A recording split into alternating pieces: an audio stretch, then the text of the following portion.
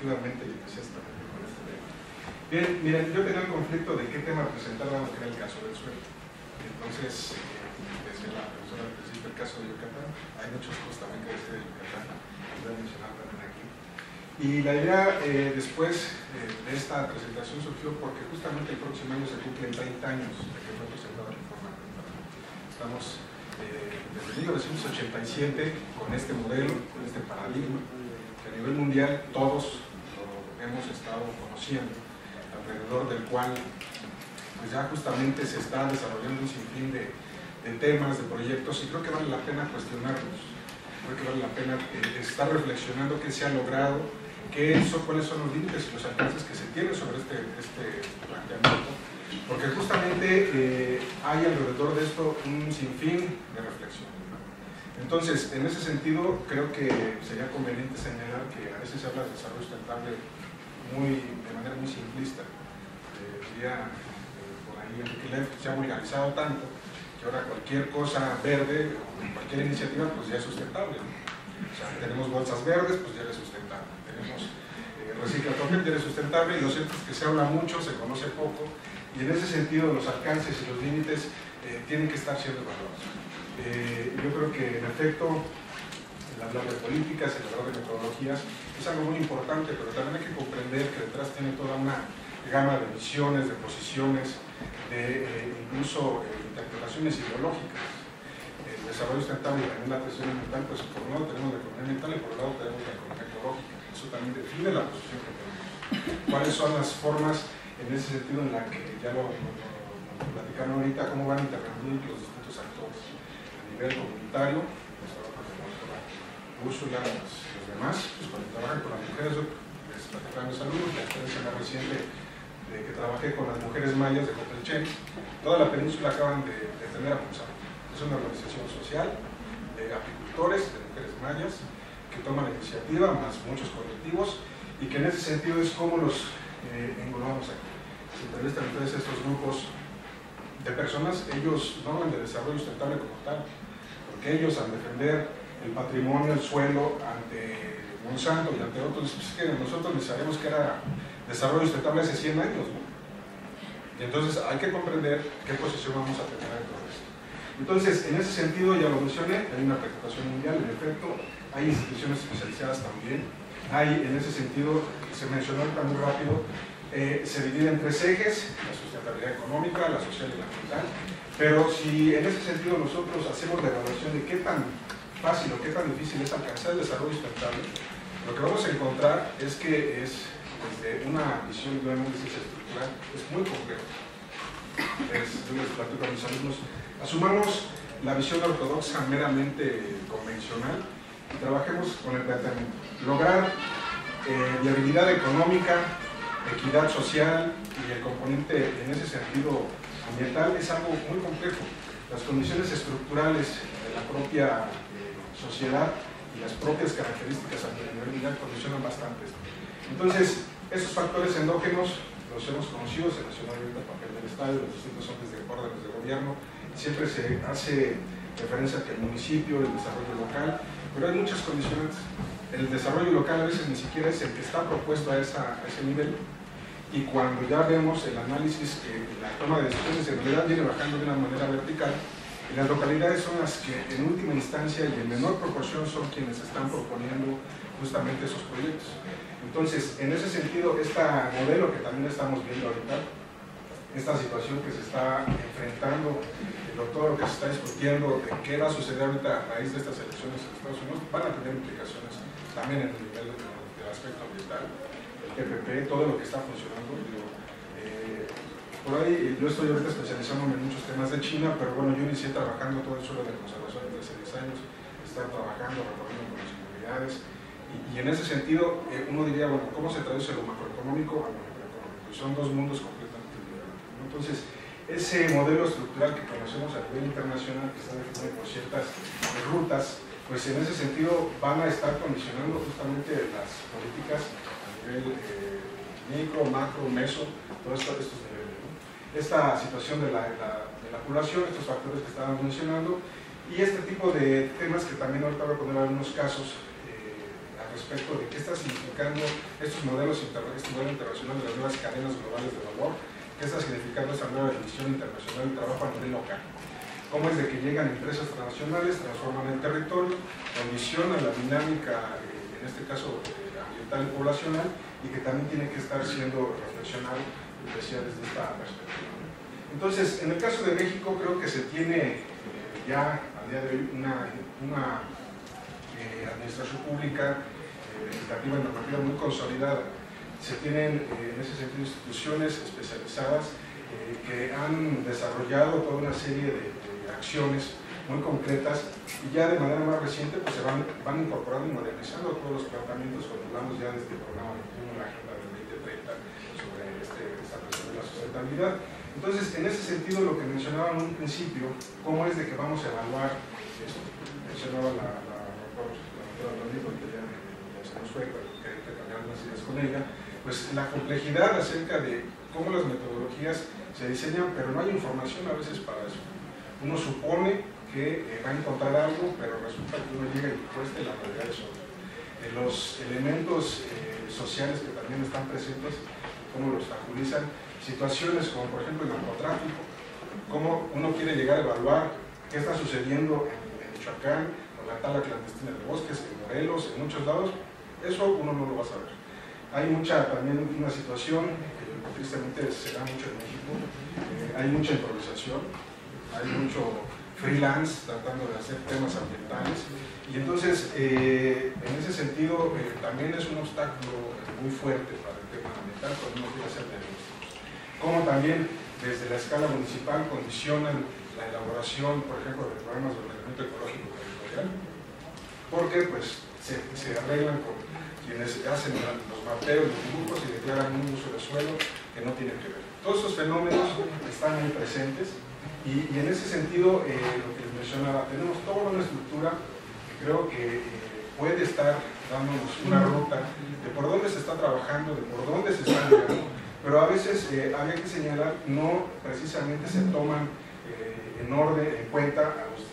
actores que están más abajo y que son los que en principio están más en contacto con esta situación de la problemática ambiental. Habría que distinguir, hay distintos actores, unos que más en estas tomas de decisiones, en el diseño de políticas y otros en un menor nivel que son básicamente ya seguidores de esta situación. Las distintas metodologías, no es el caso ahorita de estar sentando tantos datos, pero sí INEGI más órganos internacionales evalúan pues cuál es el desempeño ambiental. En esto hay que tomar en consideración, verlo con pinzas, porque en efecto cuando hablamos de este Producto Interno Neto Ecológico, cuando vemos cuáles son las distintas actividades en donde más, en ese sentido, se genera un impacto al ambiente, donde se gasta más, cuál es lo que ambientalmente cuesta, pues vamos a encontrar distintas estadísticas. Resaltaría, por ejemplo, la minería, en el caso de la construcción, las industrias manufactureras, por ejemplo, o distintos impactos provenientes de sectores y lugares de escala. Entonces, estas estadísticas nos pueden dar una referencia, pero también, repito, hay que tenerlas con cuidado, porque si nosotros vemos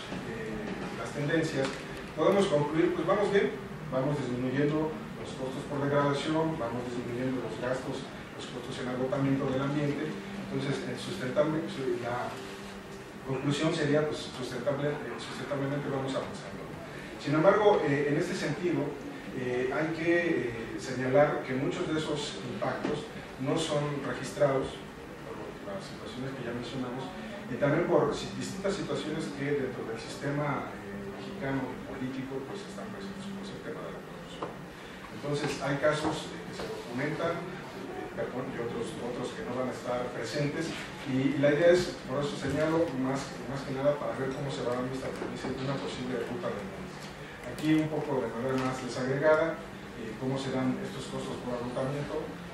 cuáles son las variables que se consideran en los costos por degradación y resalta justamente en este sentido los gastos que se van a hacer en la agregación del suelo, por la parte agropecuaria y por la parte que hay que señalar es la actividad altamente más contaminante de las distintas actividades en estos sectores. Entonces, esto que les mencionaba lo decimos muy rápido, pero tiene un fuerte impacto a nivel de políticas públicas,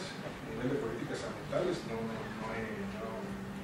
no queda exento, y es justamente cómo este sistema político y de administración pública está condicionado bastante. Aquí tenemos el dato de cómo México ocupa el lugar 35 de 175 países analizados. El que está, es decir, el que está más cercano en este sentido al 1, pues es el más corrupto. Y entonces nos vamos a dar cuenta que esto es justamente un elemento que facilita, que propicia el uso insustentable del suelo. Hay notas de cómo, por ejemplo, en Michoacán, la extracción ilegal de distintos materiales, en este caso mineros,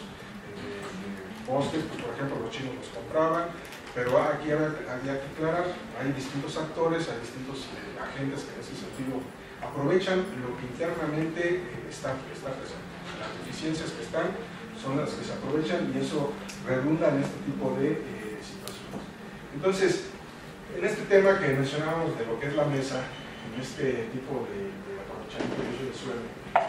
habrá que señalar que tal vez se tiene muy bien documentado por distintas actividades, por distintos rubros, cuáles son los impactos que se van generando, cuáles son justamente el origen de ese tipo de situaciones. Estamos hablando que desde la parte agrícola, la parte, en este sentido, de fenómenos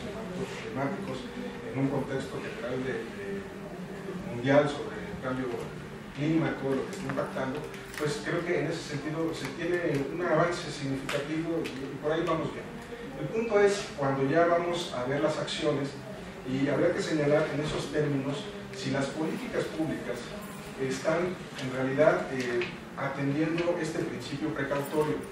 o si esas políticas más bien son paliativos, son correctivas o en ese sentido bajo esta lógica de que el que contamina paga, pues es el que está atendiendo, se está atendiendo esa dinámica. Entonces, en ese sentido hay que señalar que hay un actor dominante, lo sabemos, que es en ese sentido el capital en sus distintas áreas de influencia y que básicamente en algunos casos pues está perfectamente bien contenido, en otras se les da una apertura de manera significativa y eso va a redundar en distintos fenómenos que ya se mencionaron en las otras ponencias y que van a tener efectos al final sobre los ecosistemas, sobre la capacidad de carga de estos. Entonces, en el proyecto que actualmente coordino, lo que estamos haciendo en una primera etapa es hacer una revisión de distintos eventos, de distintas situaciones que están siendo altamente nocivas para los ecosistemas. Aquí al menos estoy presentando una versión muy resumida de una serie de proyectos que van a estar afectando a la población, a distintas comunidades, tanto en el orden rural como en el urbano. Algunas son muy significativas, algunas forman parte justamente de proyectos implementados e impulsados por el gobierno federal y que nos hacen cuestionarnos hasta dónde se justifica realmente su puesta en marcha, la iniciativa. Por ejemplo, este proyecto de la central de Chipasen 2 está detenido al momento, donde la población de la zona en Chiapas reaccionó fuertemente justamente porque pues van a haber desplazamiento de la población, va a haber afectación de zonas agrícolas, forestales, etcétera, a pesar de que los estudios de impacto ambiental señalan no van a tener en ese sentido un impacto como al menos se está presumiendo. Que lo conocimos bastante el año pasado, el derrame de lo que es millones de litros de sulfato de cobre hacia los ríos de la zona sonora, pero como esos podemos registrar muchísimas en todo el país. ¿Cómo se afecta a la población por el desplazamiento, por la contaminación de los suelos, de mantos freáticos? Habrá que señalar que el 100% del capital extranjero dominan las propiedades, el 70% lo controlan las empresas canadienses. Entonces también habrá que señalar desde el punto de vista de la sustentabilidad social, se registran condiciones laborales de estos mineros similares a las del principio de siglo, o sea, con condiciones humanas, con pagos y demás beneficios muy en este sentido indicables desde esa perspectiva. Y otra noticia, no sé si se enteraron, esto que para algunos podría ser algo que detone el desarrollo local, que puede significar el derrame de una gran cantidad de recursos, como lo es justamente el que se autoriza la tala comercial del 33% del bosque de elevado alto. O sea, ¿qué significa en esos términos el que se esté autorizando? El proceso fue, primero se le cambia lo que es el carácter de área natural protegida, se va deslindando, y la evaluación es qué significa en términos de captura de carbono, qué significa en términos de filtración de agua, qué significa en términos de confort térmico, qué significa en términos de mantenimiento de las especies, más muchos, etcétera. Entonces, el punto es que por ahí, no sé si entraron en el proyecto completo, lo que se pretende hacer, además de la tala de árboles, es desarrollar infraestructura inmobiliaria, comercial y turística. Yo lo digo de manera un poco sarcástica, pretendo hacer un aspe en Colorado ahí cerca del bosque, ¿no? Y que no va a ser justamente pues, para los habitantes de la zona, va a ser gratis. Otra nota que quería platicar con la maestra Veronique, esta nota es de este año, o sea, se pretende establecer un área natural protegida con distintas regiones naturales, y llevan el grito en el cielo todos los hoteleros de la zona porque señalan que obstaculizará la construcción de 27,000 habitaciones. Pretenden que todo lo que es la zona del Caribe mexicano, en ese sentido, pues sea un alto atractor de turismo, entre ellos el chino. Habrá que señalar, está el proyecto de Holbox, está el proyecto de Tajamar, que fue muy sonado, está también el caso que se detuvo hasta el momento, el Dragon Mart, y muchos otros que tenemos en el estado ahorita asociados a esto. Entonces, los proyectos urbanos, para ir un poquito más rápido, un éxito que se tuvo en la participación ciudadana es cómo se detuvo este proyecto de Chapultepec, donde se pretendía hacer toda una serie de proyectos de locales comerciales y demás, y los vecinos organizados lo detuvieron. En otros casos no se tiene ese éxito. Habrá que señalar la dinámica en el aspecto urbano es una, el comportamiento de los agentes sociales es una, en el ámbito rural es otra, y entonces en ese sentido podemos hacer un listado. No sé si han ido recientemente hacia Toluca, cómo quedó la nueva autopista, el nuevo proyecto del tren, cómo va a ir cortando veredas de la canción, y entonces en ese sentido